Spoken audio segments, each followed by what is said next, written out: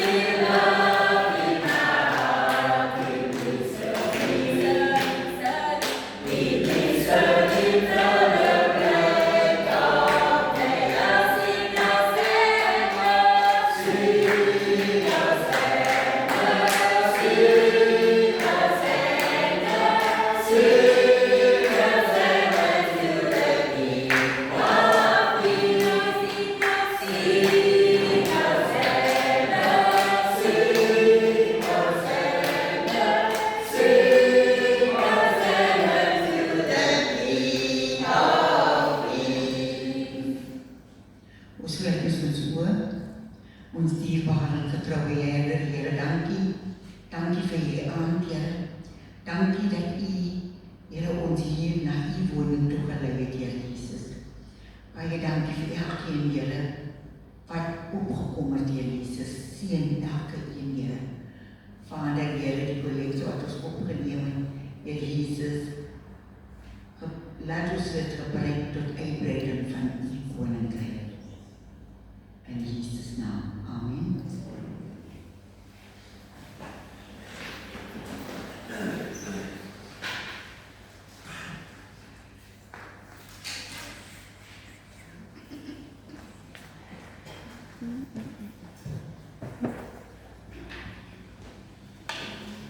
Goeienaand geliefdes, van my kant af baie hartlik welkom hier by ons Hemelvaartdiens. Soos jy sal gesien het, wil ons Pinksterreeks môre aand amptelik begin, so dit is vanavond nog steeds 'n Hemelvaartdiens wat ons aan voort sal hou, maar wat nog vanoggend nie was, is nie dieselfde preek geliefdes, so beskrywingsdiens dan, maar ons sal dan môre aand dan die inleiding gee tot die reeks van ons dan hierdie Pinkster 7 aande sal verander. Geliefdes, ons kan net so 'n koortjie kry en ons sal dit dan open. Dan sal dit dan die Jezus bekend. We bless your name, Almighty God. We bow before your throne. We bless your name, Almighty God. We bow before your throne. We glorify your holy name. We bow before your throne. We glorify your holy name. We bow before your throne. Geliefdes, die woord van die Here vind ons vanaand in Handelinge hoofstuk 1 vanaf vers 1 tot 11. Handelinge hoofstuk 1 vanaf vers 1 tot 11. Handelinge 1 vers 1 tot 11.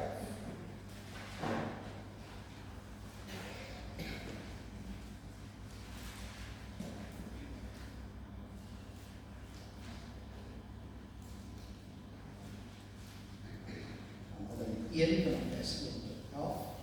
Soos dit ons stil aan tot hoor. Ons Vader, Here, dankie. Here, is vir die geleentheid, Here, waar ons as gemeente by mekaar kan kom, Here. Here, alhoewel dit koud is, nat is, Here, tog stuur U steeds mense om te kom luister na U woord. En Here, daarvoor sê ons vir U dankie, Here, dat U tog, Here, dat tog mense is, Here, wat na U woord wil kom luister. Here, ek vra, Here, waar ons nou die woord voor ons kom, Here, gee ons open harte, open ore, Here, om hierdie woord te ontvang. Maar Here, dat ons nie die woord vir onsself sal hou nie, maar ons dit sal uitleef daar buite. Here, en sal getuig van U goedheid en U genade vir ons, Here. Vader, ons in U naam en U naam alleen. Amen. Handelinge 1 vanaf vers 1 tot 11. My eerste boek, Theophilus, het ek geskryf oor alles wat Jesus gedoen en geleer het, van die begin af tot op die dag van die hemelvaart. Voordat hy in die hemel opgeneem is, het hy deur die Heilige Gees bevele gegee aan die manne wat hy as apostels uitgekies het. Na sy dood het hy aan hulle met baie onbetwisbare bewyse ook getoon dat hy lewe. In die loop van die 40 dae het hy by verskeie geleenthede aan hulle verskyn en met hulle oor die dinge van die koninkryk van God gepraat. Terwyl hy 'n keer saam met hulle aan tafel was, het hy hulle beveel: moenie van Jerusalem af weggaan nie, maar bly wag op die gawe van die Vader beloof het, soos julle van my gehoor het. Johannes het wel met water gedoop, maar julle sal binne 'n paar dae met die Heilige Gees gedoop word. Toe hulle 'n keer weer by mekaar was, het hulle vir Jesus gevra: Here, is dit nou die tyd dat U die koninkryk van Israel weer gaan oprig? Hy het hulle geantwoord: dit is nie vir julle om die tyd en omstandighede te weet wat die Vader in sy eie mag bepaal het nie, maar julle sal krag ontvang wanneer die Heilige Gees oor julle kom, en julle sal my getuies wees in Jerusalem sowel as in die hele Judea en Samaria en tot in die uithoeke van die wêreld. Vers 9.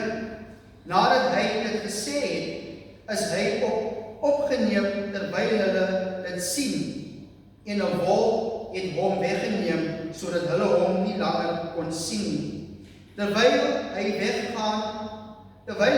weggaan en hulle nog stip na die hemel kyk, het daar skielik 2 mans in wit klere by hulle gestaan. Die sê toe vir hulle: Galileërs, waarom staan julle so na die hemel en kyk? Hierdie Jesus wat van julle af na die hemel toe geneem is, sal net so terugkom soos julle hom na die hemel toe sien opgaan. Geliefdes, dit is die woord van die Here. Dank sy God. Geliefdes, ons sluit aan by vanoggend se gedeelte en sy tema van troos. Die troos wat Jesus en belofte van Jesus. En vanaand staan ons stil by die tema: moenie net staan nie, leef en werk in afhanklikheid van die Gees as getuies.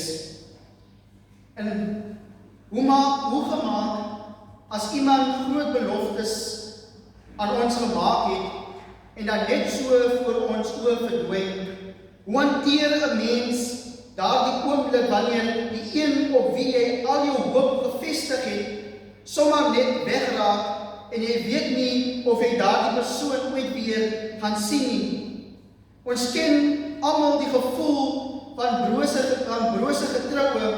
Ons weet hoe dit voel om jou alles vir iemand te gee, net om agter te kom, daardie persoon het voete van klei. Wanneer so 'n persoon uit jou lewe verdwyn, bly agter met die gebroke hart, gebroke hoop en gebroke vertroue. Hy sit met vrae: was dit alles verniet? Wat word nou van die beloftes? Vir die disippels op die Olyfberg was hierdie gevoel van verlatenheid 'n baie werklike gevaar. Hulle staan daar, die stof van die pad nog op hulle voete, terwyl hulle sien hoe hulle Christus, die een wat die dood oorwin het, stadig met die wolk weggeneem word. Dit is die oomblik van groot wat nou. Dit is die oomblik waar die stilte van die hemel swaar op die aarde druk, en in daardie stilte lê die kiem van die verwarring en die angs. Geliefdes, wanneer ons hiereens net weer, soos vanoggend gesê, is dat as Jesus iewers skielik uit ons midde verdwyn, is daar steeds angs, is daar paniek, en sien ons dit, en terwyl die disippels so stip na die hemel staan en kyk, terwyl hulle so kyk na die hemel, is dit daar die gedagtes wat opkom: maar wat nou na hierdie? Wat is ons werk? En ons rol na dit. En daarom, geliefdes, is dit belangrik om bewus te wees dat wanneer Jesus opvaar, soos gesê, eindig sy werk nie daar nie. Eindig sy werk nie in die wolke nie, maar begin ons werk as getuies hier op aarde. Lukas begin sy tweede boek Handelinge deur Theophilus te herinner aan alles wat Jesus gedoen en geleer het. Hy trek 'n lyn van die evangelie na hierdie nuwe hoofstuk. Vir 40 dae lank het die opstaande Jesus aan hulle verskyn. Hy het net geëet en gedrink nie. Hy het hulle voorberei. Hy het bevele gegee deur die Heilige Gees, soos wat ons lees in vers 2. Hierdie inleiding fokus op die realiteit van Jesus se opstanding en op die sending van die apostel. Dit gee vir ons die duidelike indikasie dat dit waarvoor Jesus sy disippels geleer het, moet nou in werking tree. Hulle moet die werk van Jesus voortsit, maar die opdrag is vreemd. Moenie van Jerusalem af weggaan nie, maar bly wag op die gawe wat die Vader beloof het.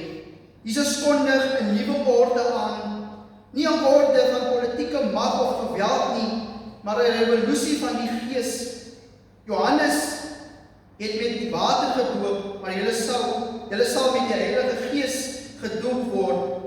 En hierdie geliefdes raak ons bewus van wat Jesus hier beloof aan sy disippels. Alhoewel Jesus in hulle midde verdwyn, sien ons steeds dat God se beloftes word hier waar. Die Here se beloftes aan sy mense gaan oor 40 dae op in Pinkstersondag waar word, waar Jesus sal opvaar, waar Jesus die Heilige Gees sal agterlaat. En daarom geliefdes, soos vanoggend ook gesê, dat wanneer ons daardie gevoel van wees ervaar, moet ons bewus wees dat ons nie werklik waar weesgelaat is nie, dat Jesus sy belofte nagekom het deur die Heilige Gees agter te laat. In vers 9 tot 10 bereik die drama sy hoogtepunt. Jesus word opgeneem, 'n wolk neem hom weg, en dan lees ons hierdie deurslaggewende woorde terwyl hy weggaan en hulle nog so stip na die hemel kyk. Daardie stip kyk is belaai met betekenis. Is dit nie net 'n kyk van verwondering nie, dit is 'n kyk van verlamming. In daardie moment is dit 'n kyk van die disippels, 'n oomblik waar hulle dink oor Jesus se afwesigheid eerder as sy opdrag. In hierdie moment dink hulle van, maar waar gaan Jesus nou? Hoe gaan ons die evangelie voortbring? Wat gaan van ons as disippels word? Maar geliefdes, in hierdie moment, soos reeds gesê, vergeet hulle van die opdrag wat Jesus hulle gee, dat hulle steeds die evangelie moet gaan verkondig in die uithoeke van die wêreld. En daarom, geliefdes, kom ons terug na die tema toe wat vandaan, moenie net staan nie, leef en werk in afhanklikheid van die Gees as getuies. Dit is belangrik dat wanneer ons tot hierdie punt kom, dat ons nie net aanhou kyk na die hemel nie, dat ons nie net stip kyk nie, en dat ons se kyk begin 'n realiteit raak, waar ons uitgaan om getuies te wees van sy evangelie. En daarom, geliefdes, hierdie twee manne in wit klere herinner hulle daarvan. En daarom vra hy vir hulle, Galileërs, waarom staan julle so na die hemel en kyk? Dis amper asof hulle sê, kyk af, kyk op julle, kyk na die pad voor julle voete. Hemelvaart is nie net die uitnodiging tot 'n toeskouer van godsdiens nie. Dit is die oorgang van toeskouer na getuie. En hier, geliefdes, raak ons bewus dat hier begin die werk van ons. Hier begin ons as werk hier op aarde, dat wanneer Jesus opvaar, is dit nie dat ons net aanhou wens, hy moet terugkom nie. Dat ons almal hoop, hy moet terugkom nie, maar Jesus sê, maak het duidelik, dat ons moet aanhou hierdie evangelie verkondig, ons moet aanhou getuies wees aan die mense van wat Jesus gedoen het, wie en wat hy was, terwyl hy opgevaar het. Geliefdes, is dit duidelik dat ons nou skouer aan die wiel moet sit. Hierdie skyf van stip kyk na getuieslewe is die hart van die hemelvaart boodskap. Dit is waar die misterie van die opvaring die stof van die aarde ontmoet. Jesus het nie opgevaar om van ons te ontsnap nie. Hy het opgevaar om sy gees alles en almal te vul, sodat hy sy hande en voete, sodat ons sy hande en voete kan wees. Ons ken die realiteit van ons samelewing. Ons ken die realiteit van hoe ons wêreld lyk. Ons weet dat ons soekend is na Christus in hierdie tyd. Dat ons soekend is na sy teenwoordigheid in 'n wêreld wat so donker is. Ons is soekend na Christus om weer sy voor ons aangesig te kom en om weer as mense tussen ons te lewe. Maar ons as mense moet daardie instrument wees hier op aarde om ons voor te berei vir God se wederkoms. As ons vra, hoe verstaan ons hemelvaart vandag in Suid-Afrika, dan kan ons nie verby die eise van die evangelie kyk nie. Die hemelvaart van Jesus dwing ons om ons oë van die wolke af te haal en te kyk na die ongeregtigheid in ons strate, die verdeeldheid in ons kerke en die bitterheid in ons harte. En daarom, geliefdes, kyk ons in hierdie Pinkstertyd, kyk ons spesifiek na die Baljaarbelijdenis, wat ons daaraan herinner dat ons geroep is as mense om eenheid te bewerkstellig op aarde, om versoening te bring en te veg vir geregtigheid. Dat die Baljaarbelijdenis nie net meer 'n belydenis raak wat stil is nie, of net 'n geskrywe gedeelte is nie, maar dat die Baljaarbelijdenis beginne 'n belydenis raak waar ons getuig en dit uitleef daar buite. Dit is hier waar die belydenis van Baljaar en die belydende brief vir ons riglyne dien. Baljaar is nie maar net 'n dokument nie. Dit is die voorwoord, die verwoording van wat dit beteken om 'n getuie van die opgevaarde Here te wees. As Jesus die Here is, soos ons bely met die hemelvaart, dan beteken dit dat hy die Here is oor ons verhouding, ons sosiale strukture en ons politieke oortuigings. Die Baljaarbelijdenis roep ons om getuies te wees van 3 dinge wat vandag kritiek is: eenheid, versoening en geregtigheid. En daarom, geliefdes, het ons genoeg werk hier op aarde. Ons hoef nie net altyd te kyk na die wolke nie. Ons hoef nie net die vraag te vra as Jesus met die opvaarding van Jesus, wat nou nie? Ons is wel bewus van wat ons opdrag is. Ons is wel bewus van waartoe ons geroep is. Ons is wel bewus van wat ons getuies moet wees. Ons werk hier op aarde, ons is wel bewus van die uitdagings in ons samelewing. En daarom kan ons nie nou net stil kyk na die hemel nie. Ons kan nie net ons vaskyk aan Jesus se opvaarding en vra wat nou nie. Maar ons moet nou die getuies wees hier op aarde. Ons moet werk soos wat God wil hê, ons moet werk. En ons weet dat Christus die belangrikste dinge in Christus se bediening is eenheid, versoening en geregtigheid. En wanneer ons hierdie gedeelte kyk en verstaan wat Jesus hier doen, is om sy disippels te sê, die werk begin nou. Die vraag wat vandag voor ons lê is eenvoudig: bly ons steeds stil kyk na die hemel, of is ons besig om getuies te wees? Staan ons vas aan hierdie wolk wat Jesus opgeneem het? Kyk ons stil na hierdie wolk en wonder wat ons nou moet doen? Of gaan ons skouer aan die wiel sit om te doen waarvoor God ons geroep het? In hierdie gedeelte, die disippels het dalk met verstomming na mekaar gekyk en gevra, so wat nou? Die antwoord het gekom in die vorm van 'n wêreldwye revolusie van liefde en genade. Vandag vra ons dieselfde vraag in 'n wêreld van korrupsie, misdaad en sosiale onrus vir ons, so wat nou? Die antwoord van hemelvaart is: gaan in die krag van die Gees. Gaan as verteenwoordigers van die koning wat regeer. Gaan en wees die kerk wat bely dat Jesus die Here is. Nie net in die hemel nie, maar ook hier op aarde. So die opdrag vir ons is duidelik: moenie net staan nie. Leef en werk in afhanklikheid van die Gees as getuies. Geliefdes, die werk van God het nie gestop met die hemelvaart nie.